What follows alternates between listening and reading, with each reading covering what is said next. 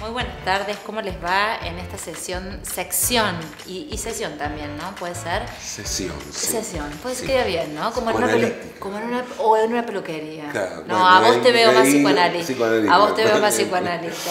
De entrevistas que estamos haciendo con periodistas en el Congreso, en el primer Congreso Nacional en Perspectivas que hacemos en la Universidad Siglo XXI, estamos con el invitado estrella. A cada uno le dije así como una particularidad. Pero bueno, Pablo Marchetti es quien va a cerrar el encuentro y su título con el que decidió cerrar estas jornadas, este congreso, este conversatorio, porque termina siendo un conversatorio, un debate, un ida y vuelta entre preguntas y disquisiciones políticas periodísticas. Tituló su cierre como Periodismo Go Home. A la que yo le dije, Pablo, estamos por abrir una carrera presencial. Periodismo Go Home, nada. ¿Qué quiere decir periodismo Go Home? Que vivimos en un momento donde hay que barajar y dar de nuevo en el periodismo, pero porque me parece que ocurre una cosa fundamental. O sea, yo viví o me hice periodista con una especie de fe, un credo, que había algo esencial en la noticia, en el periodismo que tenía que ver con la noticia. La noticia era lo central en el periodismo. Y hoy la noticia dejó de ser patrimonio periodístico. La noticia, vos te puedes enterar por una noticia por redes sociales, por medios, por WhatsApp, hasta por un meme te puedes enterar de una noticia. Entonces me parece que ahí es donde tenemos que barajar y de nuevo y pensar, por supuesto, esto no significa el fin del periodismo, significa el fin del periodismo como lo conocimos. El periodismo del dato duro o de esto, cuando vos te referís, me hice periodista porque creía en la noticia. Era dar a conocer algo que la sociedad no tenía manera de conocer, sino era a través de un interlocutor que era el periodista. Exacto. Yo no me hice periodista por eso, pero sí, al formarme como periodista, me formé en ese credo, la pirámide invertida, volante a título copete, cosas que hoy... Es que hoy escuchás periodistas que te dicen, yo periodismo no sé qué es la pirámide invertida. Bueno, exactamente. A eso iba. O sea, son cosas que para mí fueron fundamentales. Era el ABC, ¿no? Cuando me formé como periodista. Y hoy eso, obviamente, no es que no existe la noticia. No existe la noticia como patrimonio exclusivo del periodismo. La noticia circula de otras maneras. Entonces, eso hace que tengamos que repensar el periodismo. A eso me refería con periodismo go home. Podría resignificarlo y también, siendo un poco más optimista, decir medios go home, cómo hacer periodismo en la era de la posverdad. Y también se resignifica el lugar de los medios. O sea, venimos ese periodismo que tenía la noticia como eje, como credo, como razón de ser, era parte de medios o formaba parte de un universo donde los medios eran totalizadores, enciclopédicos, donde abarcaban muchas cosas y vivimos en una era claramente de fragmentación. Pablo, y es ese periodismo enciclopédico al que haces referencia. Recién escuchaba a una disertante del panel de redes sociales decir que ellos toman la información que les va llegando de los usuarios del canal de televisión y de acuerdo a la relevancia o a lo que piensan que va a replicar esa noticia, como por ejemplo que un perro se devoró a una criatura, la ponen al aire o no.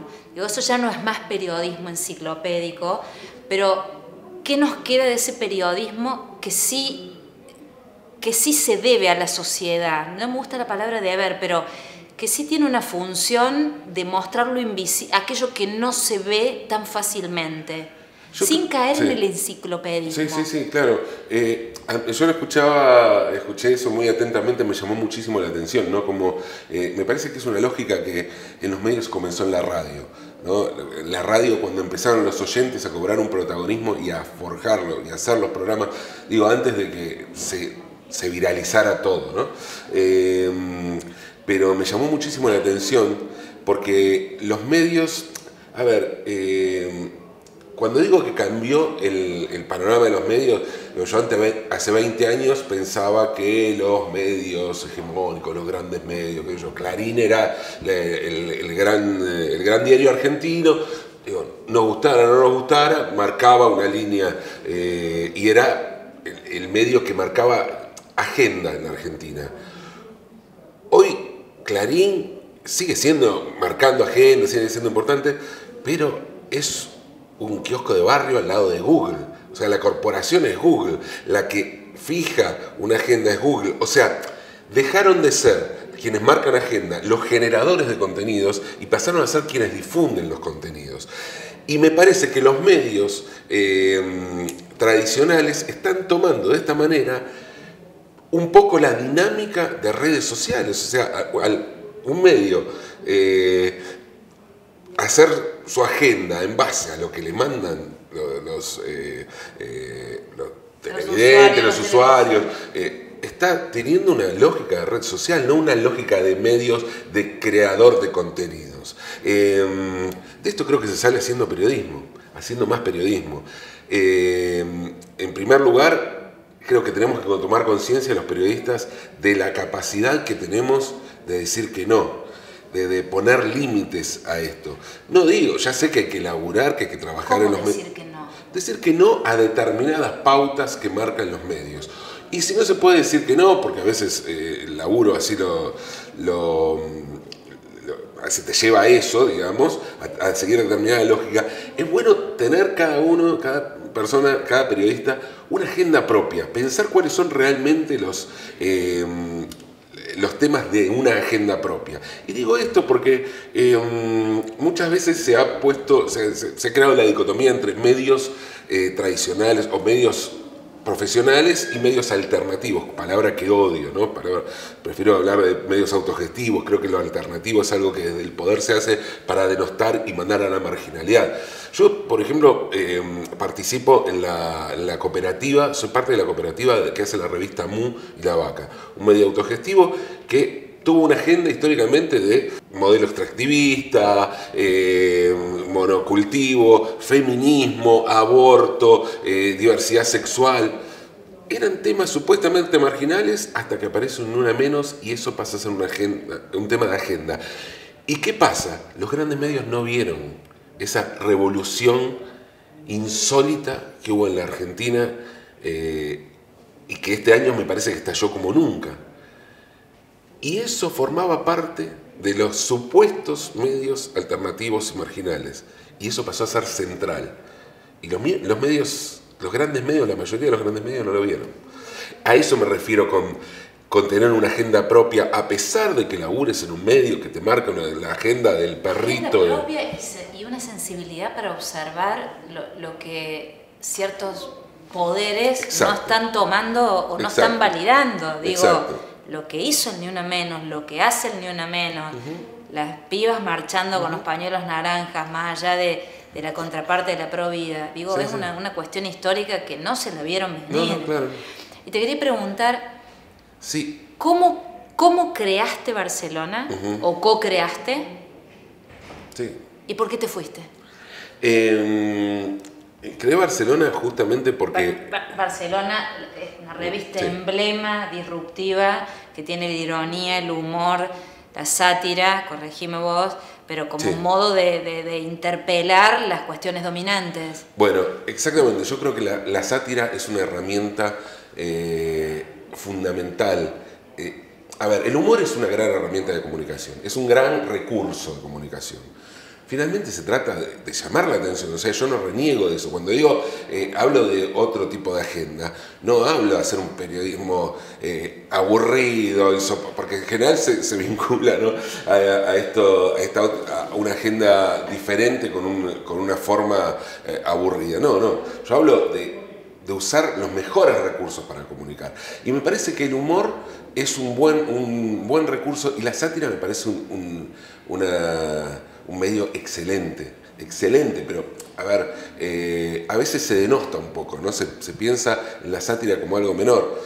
Barcelona fue un boom. Pero aparte estamos olvidando, a ver, no quiero comparar con eso, es un boom. pero la literatura en castellano se edifica, la narrativa en castellano se edifica sobre una sátira.